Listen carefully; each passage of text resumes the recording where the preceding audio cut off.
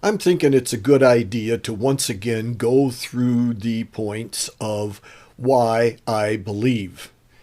What I believe is from 1 Corinthians 15, 3 and 4, that Christ died for our sins according to the Scriptures, and that he was buried and rose again the third day according to the Scriptures. So let's take it by the numbers. 1. Jesus was real. He actually existed in history. 2. He was crucified by the Romans. Up to this point, there is agreement among scholars. Scholars on both sides of the issue will say, yes, that is true.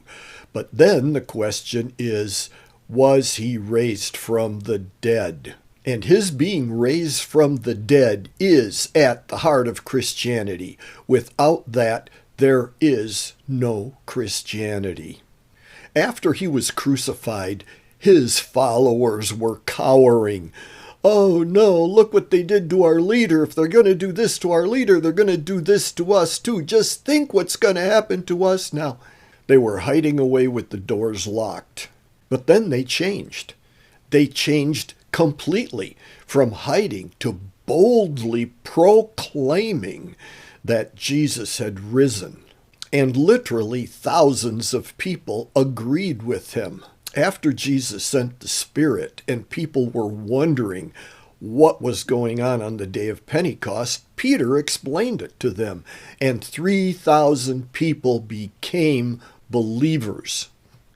Why weren't they critical? Why didn't they say, prove it? They knew. They had seen him alive, or they knew someone who had seen him alive. And these followers of Jesus, who were cowards before the resurrection, turned into bold proclaimers of what they had seen, to the point of going to their death rather than say, oops, I was wrong. Yeah, more than one person on here has said, oh, lots of people are martyred for their faith. This is different. We have the 9/11 thing, martyred for their faith. Yeah, that's what it was. There were the kamikaze pilots for Japan. I think were they monks who set themselves on fire way back in the day to make a point. But these people didn't die to make a point. These people died simply because they refused to give up the truth that they had witnessed. It was not an aggressive martyrdom. It was a submissive martyrdom. It was, you can do to me what you want. I can't not believe. And among those who were martyred for their faith was Paul, highly educated, formerly Saul, aggressively opposed to the church, on his way with papers to imprison other people who had accepted belief in Jesus.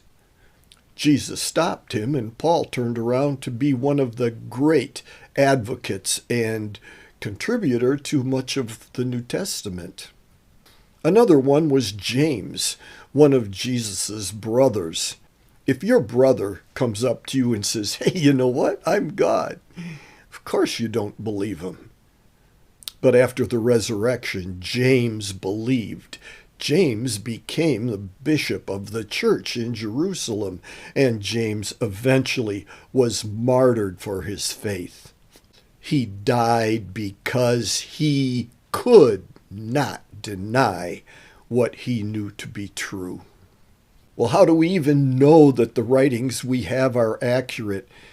What I started with, 1 Corinthians 15, 3 and 4, is thought to be an early church creed in use within 10 years of the resurrection, very close to the time of Jesus' life, when there would be a host of people who had seen Jesus, who knew who he was, who knew the whole story firsthand.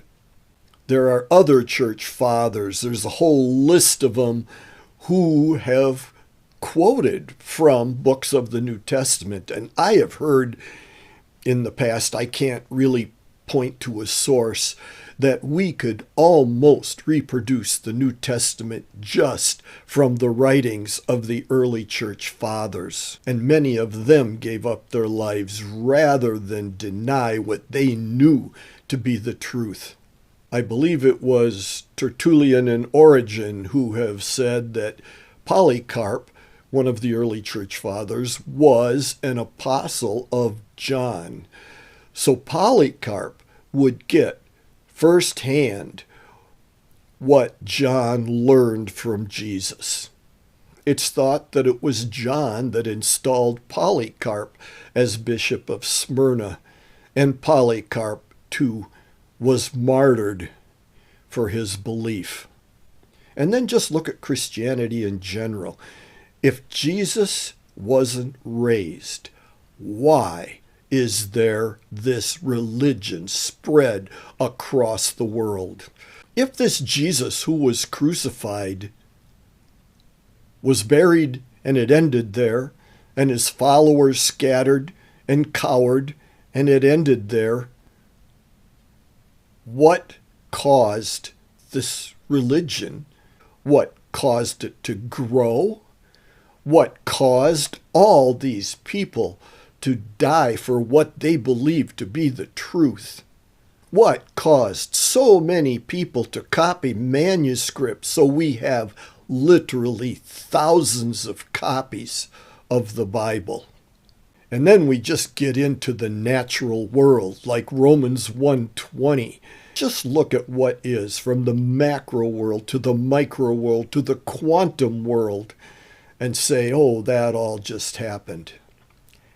I can't. I just can't. And I don't see how anyone with any education can deny the reality of God, the historicity of the life, death, and resurrection of Jesus. I just can't not believe it.